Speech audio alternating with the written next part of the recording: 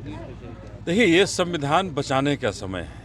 एक तरफ लोकतंत्र, जिस लोकतंत्र में बाबा साहब ने सबको समानता का अधिकार दिया और एक वोट डाल करके सबको बराबर कर दिया। उसी लोकतंत्र में कोई नारा दे रहा है 400 पार। जनता के वादों से पता नहीं है वो चौकीदार कहाँ गए जो पिछले चुनाव में, लोकतंत्र के चुनाव में थे। जब लोकसभा का, जब 2019 का जब चुनाव हो रहा था, उस चुनाव में बहुत सारे चौकीदार पैदा हुए थे। सब लोग चौकीदार बने हुए थे कि हम चौकीदार, हम भी चौकीदार। और देश में न जाने क्या क्या बिका इन 5 सालों में, हमें नहीं पता है क्या क्या बिका। आपको विशेष रूप से पता होगा कि देश में क्या क्या, कौन कौन सी कंपनियां बिकी हैं भारत सरकार की, कौन कौन से संस्थाएं बिक गई हमारी भारत की।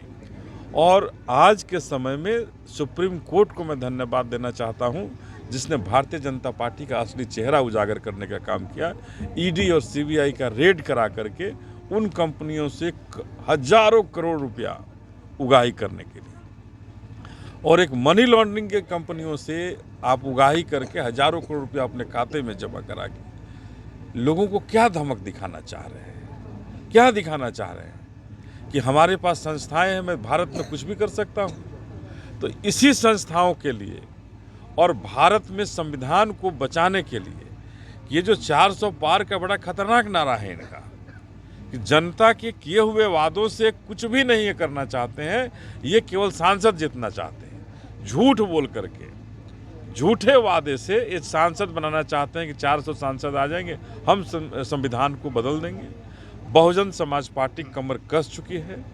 जगह जगह, आज हिरौली में आए हैं, बक्सर के हिरौली में लोग यहाँ भी संकल्प ले रहे हैं कि चाहे जो हो जाए हम अपने संविधान को नहीं बदलने देंगे। और बाबा साहब ने जो हमें एक वोट डालने का अधिकार दिया है, उस एक वोट से इस निकम्मी और भ्रष्ट सरकार को, देश बेचने वाली सरकार को सत्ता से बाहर करेंगे और बहुजन समाज पार्टी को सत्ता पर काबिज करेंगे। बहन मायावती को देश का हुक्मरान बनाएंगे। और ये जो भ्रष्टाचार की आगोश में, ये अभी तक का सबसे बड़ा भ्रष्टाचार इलेक्टोरल बॉन्ड है। अभी तक का सबसे बड़ा भ्रष्टाचार है जो वादा किया गया 1 साल में 2 करोड़ नौकरियां। क्या हुआ उन नौकरियों का? 1 साल में 2 करोड़ नौकरियां। ये जो गरीबों से लूटा हुआ पैसा आएगा, उनको गरीबों के बीच में जमा वापस करेंगे। और आज सारी पैसा अडानी अंबानी के पीछे चला जा रहा है। क्या वही भारत में गरीब थे क्या?